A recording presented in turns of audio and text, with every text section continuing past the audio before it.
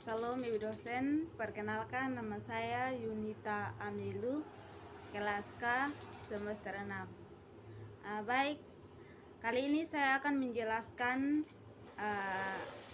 dari beberapa keterampilan, tapi saya akan menjelaskan satu keterampilan saja, yaitu keterampilan bertanya. Keterampilan bertanya dalam proses pembelajaran itu sangat penting. Dengan pertanyaan yang baik atau tepat dalam melontarkan kata berpengaruh positif bagi siswa. Keterampilan dalam kelancaran bertanya, guru dan calon guru perlu dilatih dan ditingkatkan, baik isi maupun tekniknya. Menurut Mufaroka tahun 2009, keterampilan bertanya merupakan ucapan atau pertanyaan yang dilontarkan guru yang menuntun respon atau jawab dari siswa. Keterampilan bertanya ialah kegiatan dalam proses pembelajaran untuk meningkatkan kemampuan siswa dan memperoleh pengetahuan yang lebih banyak. Sedangkan menurut Hasibuan dan Meojono dalam buku Mufaroka, bertanya merupakan ucapan verbal yang meminta respon dari seseorang yang dikenali. Bertanya merupakan ucapan verbal yang meminta respon dari seseorang yang dikenali. Respon yang diberikan dapat berupa pengetahuan sampai hal-hal yang merupakan hasil pertimbangan.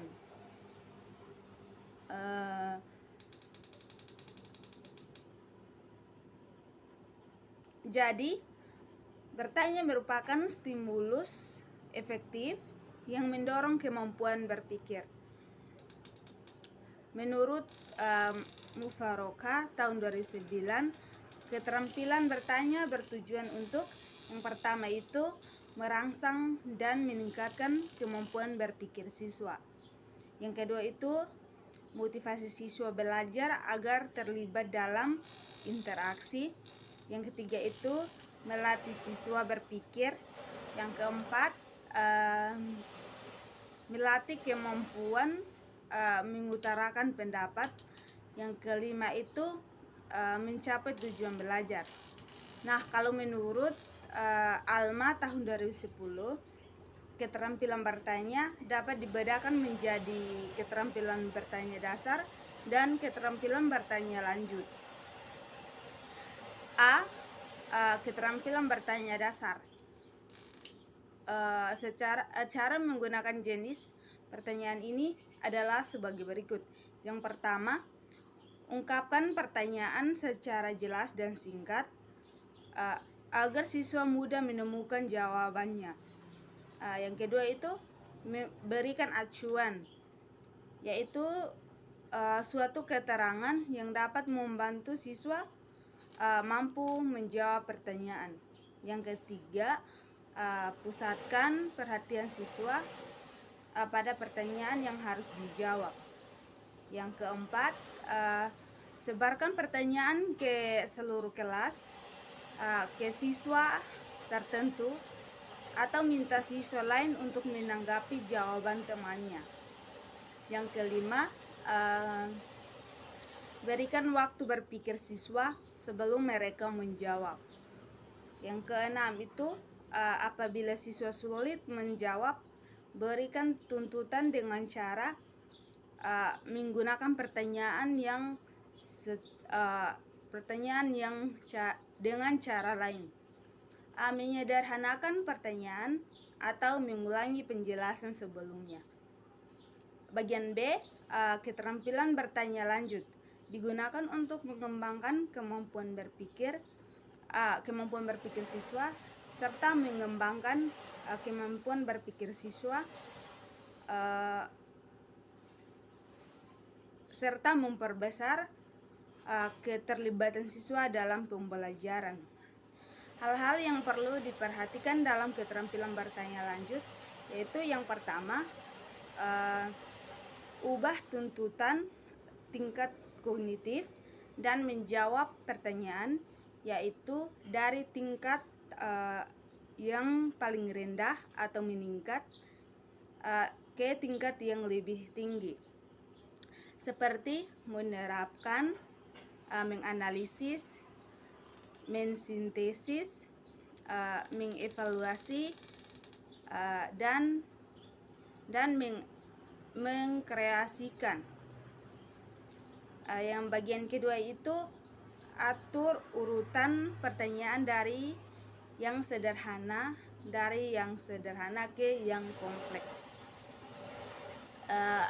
Yang ketiga itu menggunakan pertanyaan pelacak dengan berbagai teknik, seperti yang pertama itu klarifikasi, yaitu meminta penjelasan lebih lanjut atas jawaban siswa. Yang kedua atau bagian B, meminta siswa memberi alasan atas jawabannya.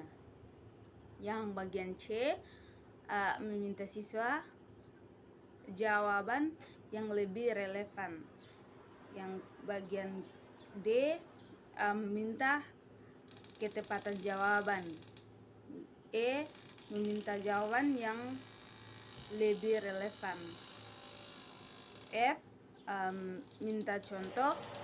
G, minta jawaban yang lebih kompleks. Ada beberapa klasifikasi mengenai jenis pertanyaan guru.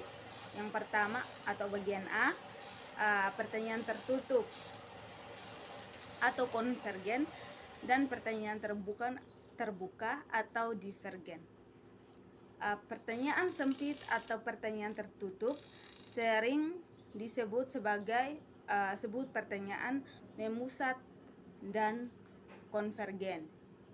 Sedangkan pertanyaan luas atau pertanyaan terbuka sering disebut pertanyaan divergen.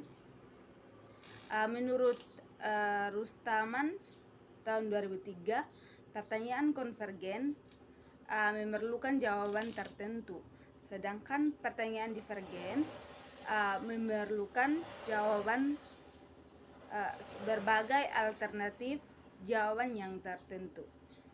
Bagian B, pertanyaan produktif dan pertanyaan non-produktif. Pertanyaan produktif mengarahkan siswa untuk berbuat atau melakukan sesuatu. Contoh dari pertanyaan produktif yaitu apakah daun putri malu akan menguncup apabila disentuh dengan sebatang lidi. Pertanyaan tersebut akan mendorong siswa untuk melakukan sesuatu. Dalam hal ini menyentuh daun putri malu dengan menggunakan sebatang lidi. Pertanyaan non produktif memerlukan jawaban yang terpikir dan jawaban tersebut diucapkan oleh siswa, yaitu tidak selalu mudah dilakukan oleh siswa. Menurut Sheila Jelly tahun 2003, membedakan pertanyaan produktif sebagai pertanyaan yang merangsang kegiatan produktif atau kegiatan ilmiah. Sedangkan pertanyaan tidak produktif memerlukan jawaban dari sumber sekunder berupa buku. Bagian C itu pertanyaan kognitif. Pertanyaan kognitif merupakan pertanyaan yang sering diungkapkan dalam kegiatan pembelajaran biologi. Pertanyaan kognitif biasanya mengacu pada taksonomi Bloom. Jenjang dimensi kognitif belum yang telah direvisi tahun 2001 meliputi jenjang C1 atau mengingat, C2 atau memahami, C3 atau mengaplikasikan, C4 atau menganalisis, C5 atau mengevaluasi, C6 atau mencipta, C6 atau mencipta. Itu menurut Rustaman tahun 2003. Kalau menurut Rustaman ed 2003, dimensi pengetahuan belum menjadi meliputi pengetahuan faktual, pengetahuan konseptual, dan pengetahuan prosedural, dan pengetahuan metakognitif.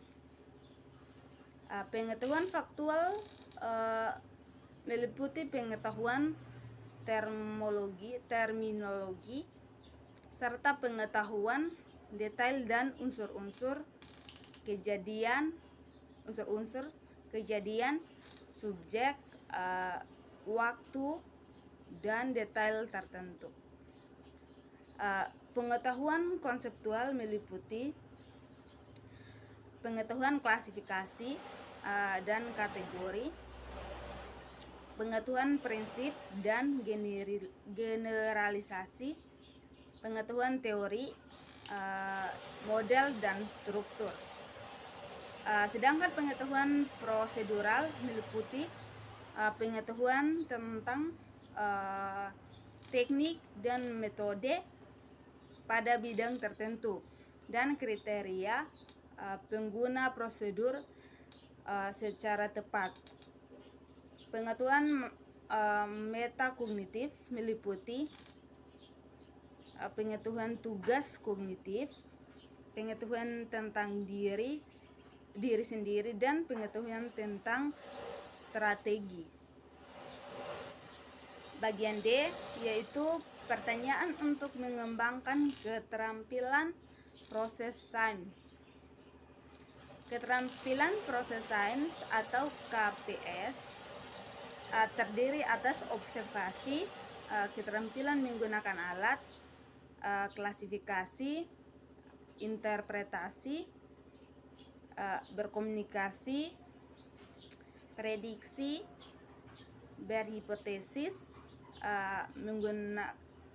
dan merencanakan penyelidikan. Pertanyaan untuk mengembangkan KPS disesuaikan dengan jenis-jenis keterampilan dalam KPS. Menurut Rustaman. Bagian kedua itu dasar-dasar pertanyaan yang baik. Menurut Uster, dasar-dasar pertanyaan yang baik dalam keterampilan bertanya antara lain: yang pertama, jelas dan mudah dimengerti oleh siswa. Yang bagian kedua, berikan informasi yang cukup untuk menjawab pertanyaan. Yang bagian ketiga, difokuskan pada suatu masalah atau tugas tertentu. Yang bagian keempat, berikan waktu semua pertanyaan kepada seluruh siswa atau murid secara merata. Yang bagian kelima, memberikan respon yang ramah dan menyenangkan sehingga timbul keberanian siswa untuk menjawab atau bertanya. Bagian terakhir yaitu tuntutlah jawaban siswa sehingga mereka dapat menemukan sendiri jawaban yang benar. Bagian D,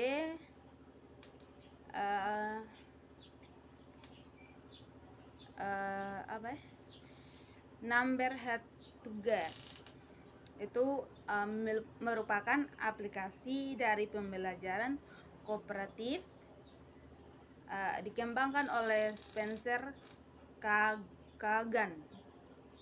Metode ini memberikan kesempatan kepada siswa untuk saling membagikan ide-ide atau pertimbangan jawaban yang paling tepat terhadap pertanyaan atau masalah kooperatif. Langkah-langkah yang dilakukan guru dalam pembelajaran kooperatif dengan metode ini menurut Ibrahim ada 4 langkah, itu penomoran atau penomoran, yang kedua itu mengajukan pertanyaan, yang ketiga berpikir bersama, dan keempat itu menjawab. Contoh sikap yang dapat dikembangkan dengan metode pembelajaran yaitu sikap kejujuran, transparan, bertanggung jawab, dan bekerja sama. Bagian C itu hasil belajar siswa. Menurut Slameto tahun 2003, hasil belajar merupakan hal yang dapat dipandang dari 2 sisi, yaitu sisi siswa dari sisi guru.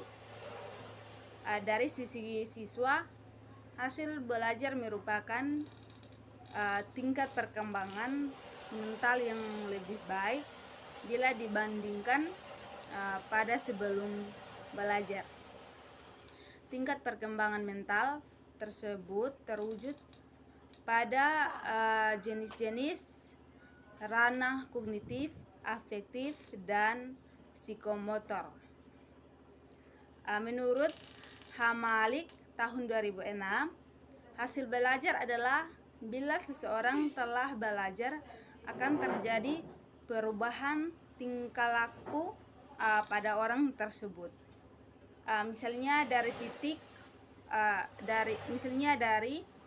tidak tahu menjadi tahu dan tidak mengerti menjadi mengerti. Kalau menurut Hamalik tahun 2000 menurut Mulyasa tahun 2003, pada umumnya hasil belajar akan memberikan pengaruh dalam 2 bentuk, yaitu yang pertama, peserta didik akan mempunyai perspektif terhadap kekuatan dan kelemahan atas perilaku yang diinginkan. Nah, yang kedua itu mereka mendapatkan bahwa perilaku yang diinginkan itu telah meningkat baik setahap atau 2 tahap, sehingga timbul lagi kesenjangan antara penampilan perilaku yang sekarang dengan perilaku yang diinginkan. Nah, hasil belajar seseorang terlihat dari perubahan tingkah laku, sikap maupun pengetahuan serta keterampilan motorik. Proses hasil maupun belajar untuk meningkatkan kualitas pembelajaran harus didukung oleh peserta didik, orang tua atau wali peserta didik, serta kepala sekolah dan guru yang ada di sekolah. Dukungan ini akan bermanfaat,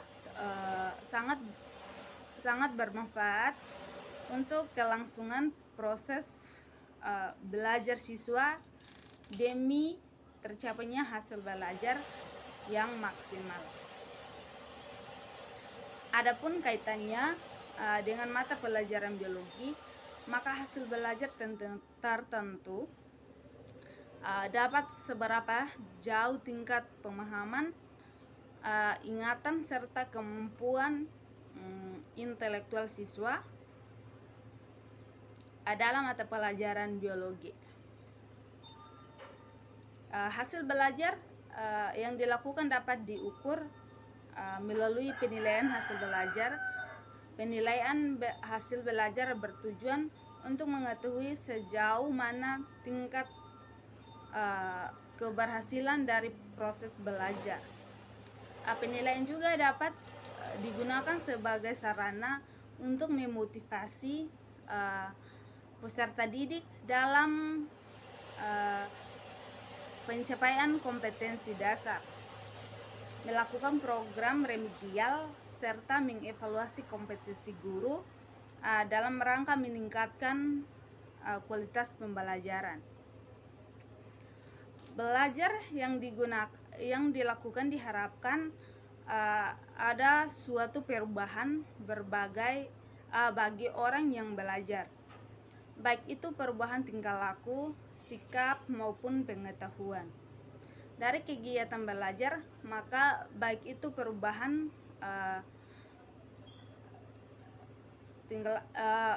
dari kegiatan belajar, maka akan diketahui hasil belajar. Hasil belajar dapat dilihat dari aspek kognitif yang berkenaan dengan pengetahuan atau pemahaman, aspek afektif yang berkenaan dengan sikap, serta aspek psikomotorik yang berkenaan dengan hasil belajar. Setelah hasil belajar dapat diketahui, maka akan ada penilaian hasil belajar. Hal ini bertujuan untuk mengetahui sejauh mana hasil dicapai dari kegiatan belajar, serta untuk mengetahui kecakapan belajar para siswa, sehingga dapat diketahui kelebihan dan kekurangan dalam mata pelajaran biologi dan mata pelajaran lainnya, dan juga untuk menentukan tidak lanjut hasil penilaian, yakni untuk melakukan perbaikan penyempurnaan dalam hal program pendidikan dan pembelajaran. Keberhasilan dilihat dari hasil belajar, dari perubahan pada diri seseorang atau individu yang belajar. Nah, yang bagian D yaitu faktor-faktor yang mempengaruhi hasil belajar. Menurut Sudajana tahun 2002, hasil belajar yang dicapai siswa dipengaruhi oleh faktor utama, yaitu faktor dalam diri siswa itu, dan faktor yang datang dari luar diri siswa atau faktor lingkungan. Faktor kemampuan siswa besar sekali pengaruh terhadap hasil belajar yang dicapai, seperti ditemukan oleh Clark dalam Sudajana tahun 2002. Sekian penjelasan materi saya. Tuhan Yesus memberkati. Shalom.